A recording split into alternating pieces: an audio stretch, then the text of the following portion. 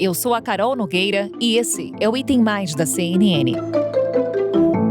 Partidos políticos, movimentos sociais e representantes dos três poderes no Chile começaram a discutir um novo processo constituinte depois que a população rejeitou a proposta de constituição em plebiscito no último domingo. Os chilenos, por ampla maioria, 60%, votaram contra a construção de uma nova Constituição, que prometia ser uma das mais progressistas do mundo. O atual texto, a Constituição que está em vigor no Chile, foi escrita durante uma das ditaduras mais sanguinárias da nossa região, a ditadura de Augusto Pinochet, que terminou em 1990.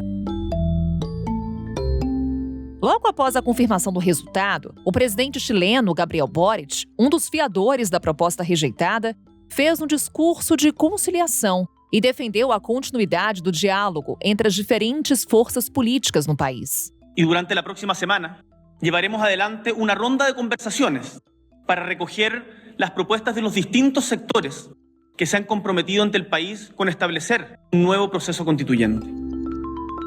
A atual Constituição chilena foi adotada ainda na década de 1980, durante a ditadura de Augusto Pinochet. O texto foi alterado por meio de reformas, mas nos últimos 2 anos, o país passou a discutir mudanças mais profundas.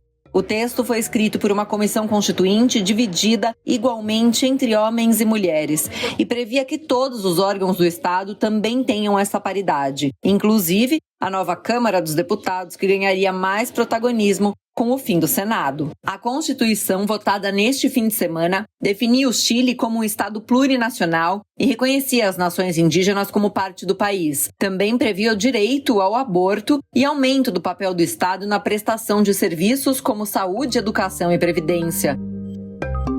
A proposta que foi à votação no domingo acabou não sendo aceita por 62% da população. Em outro plebiscito, em 2020, 78% dos chilenos tinham votado a favor da criação da Assembleia Constituinte, que elaborou o texto, agora rejeitado. 1 ano antes, o Chile viveu uma onda de protestos por melhores condições de vida no país. Na primeira parte desse episódio, vamos falar sobre o que contribuiu para a rejeição da proposta do novo texto constitucional no Chile e quais são os próximos passos para o país avançar nos planos de mudança da Constituição. Para isso, conversamos com a Luciana Tadeu, repórter da CNN, que está em Santiago, no Chile.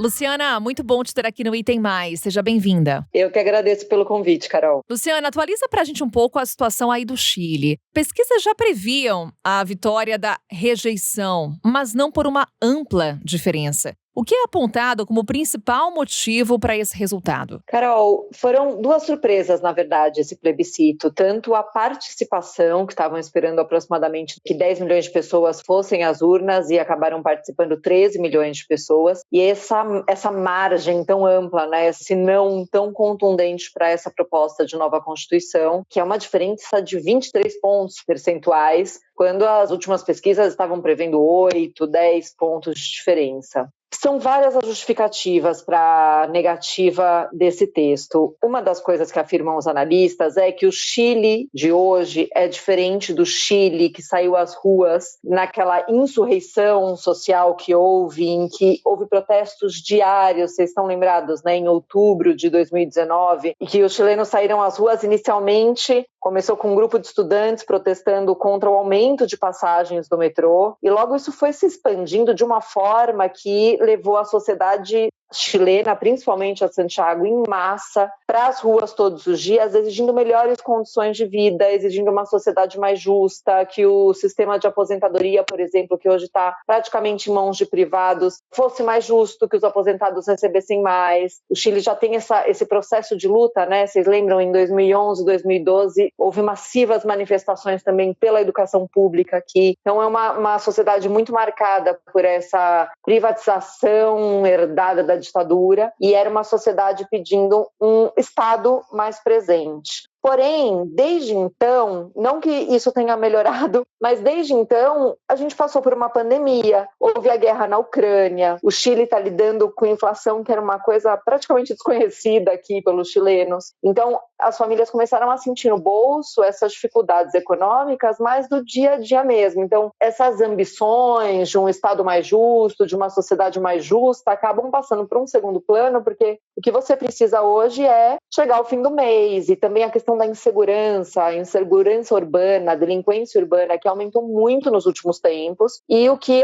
muita gente falava que esse texto não garante nada de segurança para a gente, então faltou contemplar algumas das questões urgentes para o dia a dia do chileno hoje. Por outro lado, esse processo de constituinte, que durou aproximadamente um ano, só para a gente fazer um retrospecto de como foi, Carol, quando explodem esses protestos em 2019, isso gera uma grande crise institucional, a classe política decide chegar a um acordo para convocar um plebiscito para ver se a população quer ou não uma nova Constituição. Isso foi uma forma de colocar fim a essa crise política, institucional, social que se detonou nesse momento. Em 2020, os chilenos vão às urnas e, com quase 80% dos votos, os chilenos decidem que querem substituir essa Constituição atual, que é a herdada da ditadura do Augusto Pinochet. Aí eles fazem essa votação, quase 80% decidem que querem substituir a Constituição. Nessa votação também decidem que essa Constituição precisa ser escrita, segundo os votos, né, eles tinham duas opções, ou uma comissão mista, que era metade representantes eleitos pelo povo e metade por parlamentares, ou a opção de uma convenção constitucional, que era uma assembleia, uma convenção, uma comissão paritária, com igualdade entre homens e mulheres, totalmente eleita pelo povo. Essa é a opção que ganha. Então, em 2020, os chilenos voltam às urnas para eleger essa comissão que vai escrever a Constituição. Nessa eleição, acaba havendo uma predominância dos eleitos independentes que não estavam relacionados a nenhum partido e de esquerda, que era um reflexo, né, das demandas das ruas de 2019. Aí começa esse processo constituinte que durou aproximadamente um ano da redação da Constituição. Mas houve muito desgaste nesse processo porque, por exemplo, entre as pessoas eleitas estava a vó Pikachu, que era uma pessoa que ia fantasiada de Pikachu para os protestos e aí ficou conhecida por causa disso.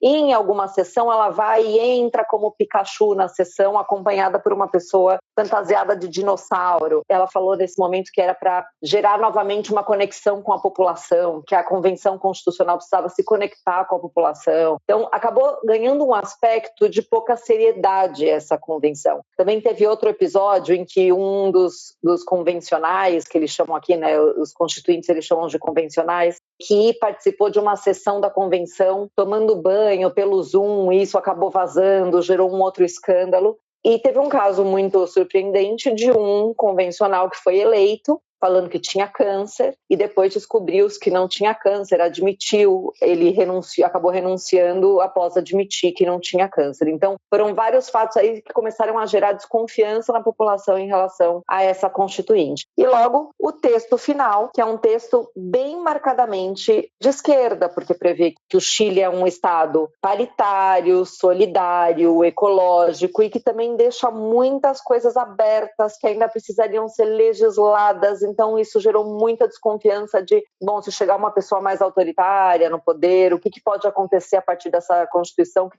está pouco especificado, faltou detalhes, tem pontos que ela é ambígua. Então foram basicamente essas três frentes de problema que essa Constituição atual enfrentou. Luciana, assim que a derrota da nova Carta Magna foi rejeitada, o Gabriel Boric, ele falou em cadeia de rádio e TV. E deixou muito claro que aceitava a mensagem com muita humildade e fez um alerta: devemos ouvir a voz do povo. O que o povo tem falado por aí? O povo tem falado, em geral, que votou a favor de uma nova Constituição, mas que essa não é a Constituição que eles queriam. Muita gente na rua diz que lá em 2020, naquele plebiscito que perguntava se queriam ou não uma nova Constituição, queriam uma nova Constituição, mas não essa. Que essa está muito mal escrita, que essa não contempla as necessidades dos chilenos, que essa gera desconfiança e que essa está muito de esquerda. Eu escutei bastante isso aqui, que eles não querem ser Cuba e Venezuela, esse discurso acabou ganhando os chilenos, assim como em outros países da América Latina, né? A gente escuta muito isso hoje no Brasil, a gente escuta muito isso hoje na Argentina, é algo que a gente escuta frequentemente. Mas o ambiente aqui está de tranquilidade no sentido de o Boric aceitou o resultado das urnas e já está dialogando. Ele se reuniu com o presidente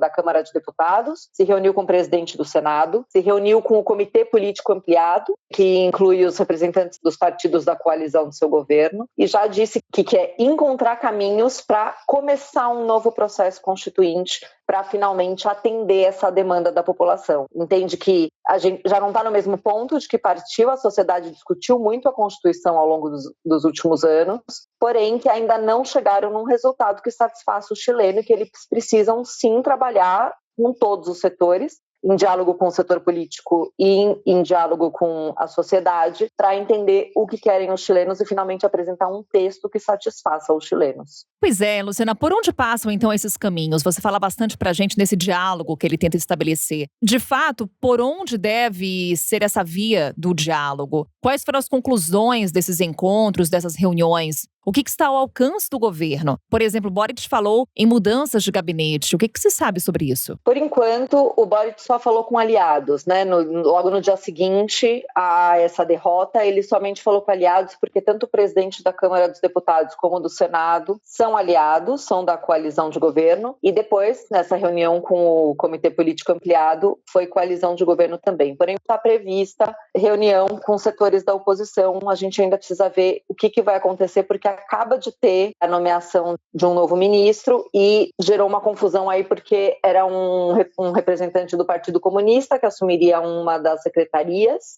do Ministério do Interior e foi uma pessoa que tuitou muito contra os carabineiros nos protestos estudantis de 2011 ou 2012 e isso gerou muita insatisfação na direita que diz que deixaria de dialogar com o governo se esse representante fosse colocado no gabinete. E aí o governo voltou atrás e manteve o atual ministro que estava.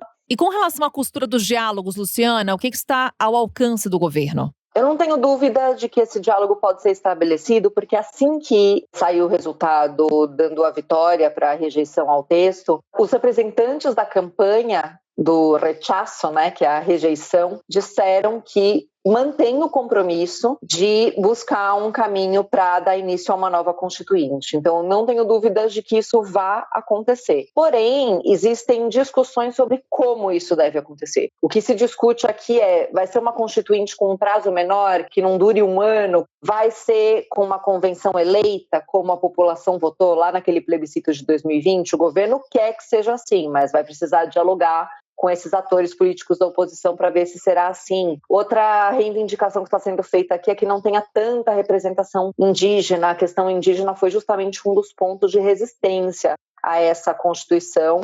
A questão indígena é um problema histórico aqui no Chile, existe uma forte reivindicação por terras pelos indígenas no sul do país e por reconhecimento por parte do Estado. Essa Constituição que foi proposta agora previa que o Chile fosse um Estado plurinacional que reconhecia as nações indígenas e, inclusive, reconhecia a justiça de cada comunidade indígena. Então, isso gerou muita polêmica, porque como seria no caso de uma pessoa não indígena num problema jurídico com um indígena. A Constituição determinava que sempre a Corte Suprema teria a palavra final, porém a questão do reconhecimento indígena foi algo que gerou muita polêmica e também a questão do Estado plurinacional, diziam que isso atentava contra a unidade do Estado. Então, uma das reivindicações é que haja menos indígenas nessa convenção que será eleita. Eu acho que o que a gente pode esperar para os próximos meses é a decisão da eleição de uma nova comissão constituinte e o estabelecimento de com que regras isso vai ser feito,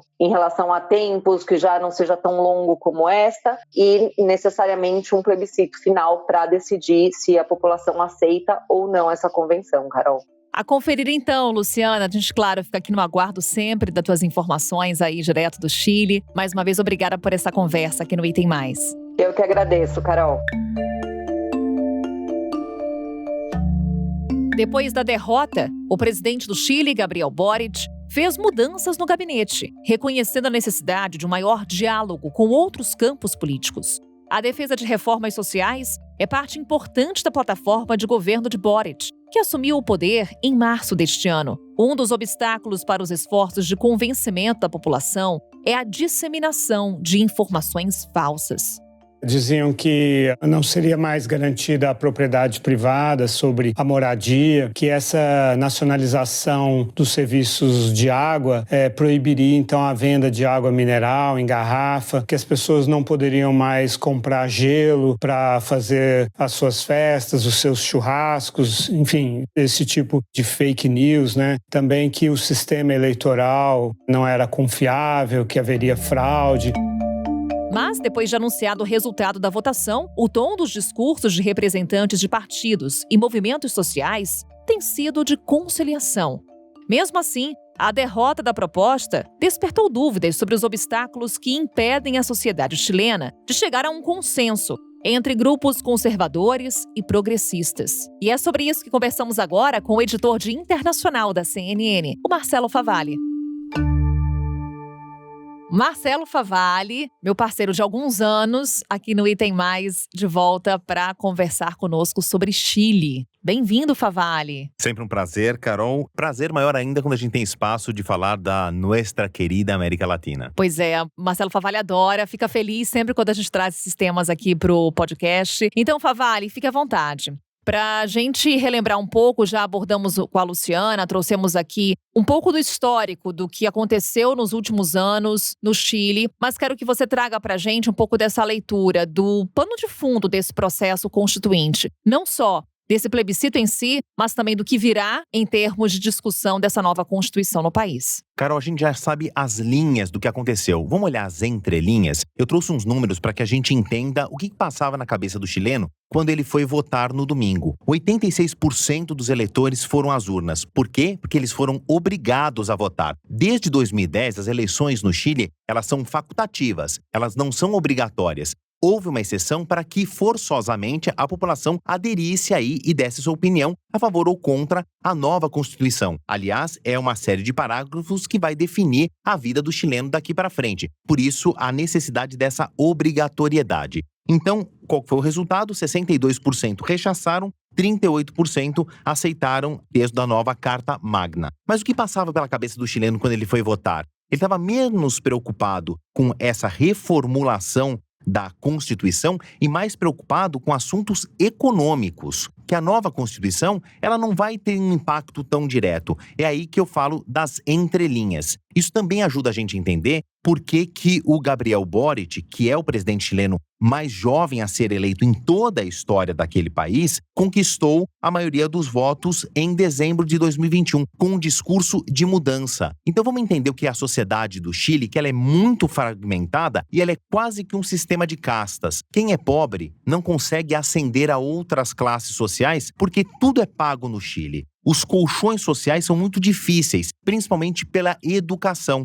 Só para dar um exemplo, não existe educação superior no Chile que não seja paga. Então, em linhas muito gerais, aquele filho de uma família pobre não vai conseguir ascender a classes maiores porque não vai conseguir um diploma que te dê acesso a outras camadas sociais ou a outros níveis de ganho salarial. Isso é só para dar um exemplo. Então, isso motiva muito o chileno a ter uma participação política. Por isso que eu falei que é importante a gente ler as entrelinhas. Então, esse sistema de castas, né, essa fragmentação, ela não estava muito clara para o chileno médio nessa nova Constituinte. E houve um parágrafo que incomodou muita gente, que era a questão da plurinacionalidade. Os chilenos médios, eles não entenderam muito bem isso. E quem foi do time do contra abusou muito nesta dúvida, criou muita fake news, muita notícia falsa, dizendo que haveria uma grande desfragmentação dos chilenos, que os chilenos não seriam mais uma unidade, que essa igualdade entre homens e mulheres, e principalmente entre os brancos e os chilenos nativos, que a gente chamaria de indígenas, acabaria por fragmentar o país. Isso levou muita gente a não entender perfeitamente esse trecho da mudança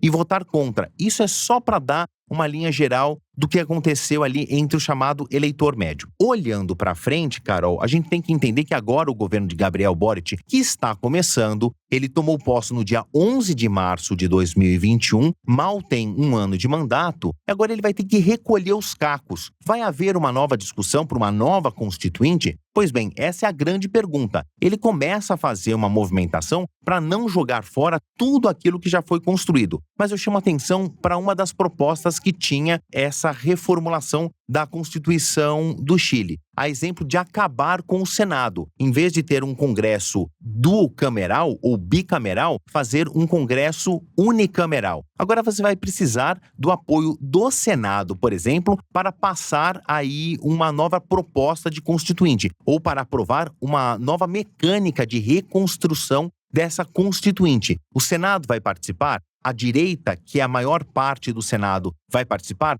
Se o antigo texto previa acabar com o Senado, é o grande ponto de interrogação que o Boric tem nas mãos agora. E olha que antes da votação, a popularidade dele caía vertiginosamente. E daqui para frente, a tendência é que seja para pior. Favale, tanto o governo, o Gabriel Boric, como você destaca, recém-eleito, quanto a oposição no Chile, afirmaram antes da votação que continuariam esse processo de elaboração da nova Constituição, mesmo que vencesse a rejeição, como aconteceu. Diante desse resultado, o que ou quem vai pesar mais na construção desse texto? Qual que é o papel da direita chilena, que ocupa 50% do parlamento nesse processo? E acrescento, como é que a rejeição a essa nova Constituição, a rejeição no plebiscito, afeta o governo de Gabriel Boric? Pois é, Carol, o chileno, ele quer uma mudança na Constituição, porque a Constituição atual é de 1980 e ela é fruto do regime ditatorial de Augusto Pinochet. A gente já está falando de mais de uma geração. Deixa eu abrir um parêntese rápido aqui. A gente usa muito esse termo, né? Choque de gerações,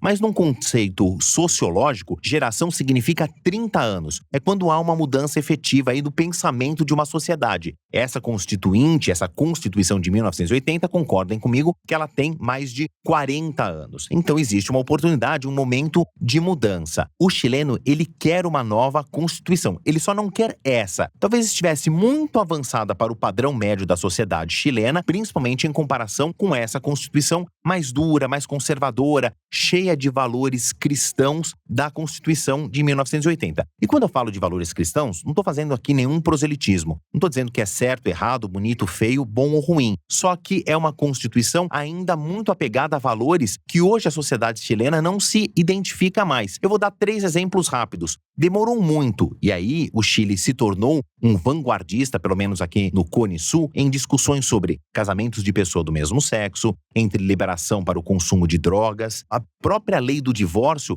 é algo relativamente recente no Chile. Então, houve um longo período de conservadorismo, houve mais recentemente mudanças bastante simbólicas, mas essa nova Constituição, talvez ela estivesse alguns passos à frente do que pensa a maioria dos chilenos.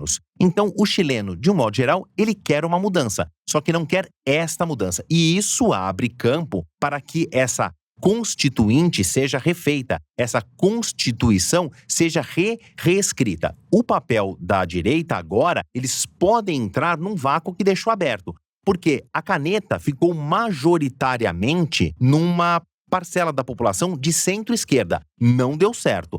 Este é um argumento suficientemente grande para a direita, que é maioria, por exemplo, no Senado, ganhar mais espaço e participar melhor dessa redação. Agora, quem vai escrevê-la? Vão chamar uma nova constituinte formada por membros da sociedade? Ou esse vai ser um trabalho exclusivo do Congresso? A gente ainda não sabe. Nem o Gabriel Boric sabe muito bem. Isso vai depender dos apoios que ele vai ter. Ele sai muito enfraquecido, ele sai muito fragilizado desse resultado. Repito, os índices de popularidade dele já eram muito baixos em comparação com um presidente chileno no primeiro ano do mandato. Então ele não vai ter muita força de barganha. É nesse momento em que eu aposto uma entrada maior da direita. E ele vai ter de ceder para conseguir alguma coisa e não perder todo esse trabalho de mais de um ano aí de redação dessa nova Constituição. Estamos falando de governabilidade, Favalli. Até que ponto esse cenário no Chile traz semelhanças com outros países da América Latina também governados pela esquerda? Inclusive, traz mensagens para o Brasil? Olha, Carol, vou responder a sua pergunta invertendo.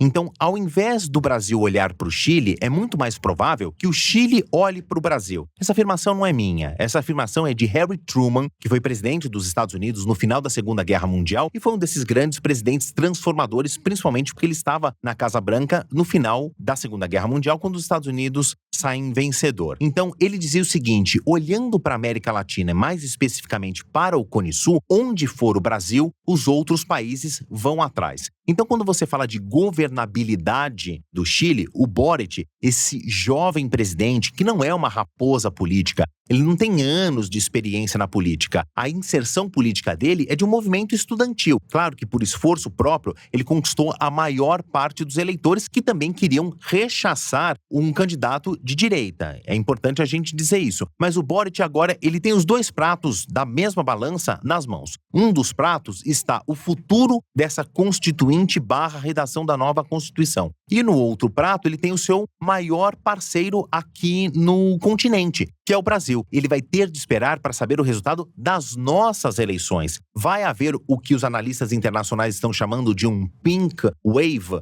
uma onda rosa. Significa que não é mais uma onda vermelha. Aquele tom comunista, socialista dos partidos de esquerda de outras épocas, que ficou para trás nos anos 80, nos anos 90, nos anos 2000, que o partido de esquerda aqui na América Latina não é mais aquele vermelho intenso, mais tradicional, tornou-se algo mais rosa, mais neoliberal, um pouco mais flexível. Isso vai acontecer no Brasil? O Brasil vai se juntar a essa chamada Pink Wave? Se sim, ele talvez tenha um grande aliado ideológico aqui no continente. E as suas decisões vão ser diferentes. A questão é que o Boric entrou num péssimo momento de compasso de espera. Marcelo Favalli, estamos então aguardando os próximos passos no Chile e na América Latina como um todo, claro, também olhando para o Brasil. Mais uma vez, obrigada por essa conversa, por esse bate-papo. Até uma próxima. E que seja breve. Grande abraço a você, Carol, e a todo mundo que está nos ouvindo. Será, sem dúvida. Valeu, Favalli.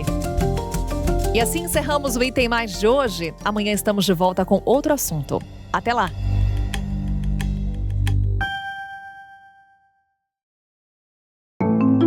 Com a minha apresentação, Carol Nogueira, este podcast foi produzido pela Maremoto para a CNN Brasil. Roteiro e pesquisa, Lucas Scherer. Revisão editorial Maremoto, Amanda Mira. Pauta e produção, Danilo Santana e Cecília Fernandes. Edição e sonorização, Murilo Lourenço. Coordenação geral, Paula Weinberg e Felipe Gomes. Coordenação de produto, Verônica Schneider. Coordenação editorial, Diego Toledo.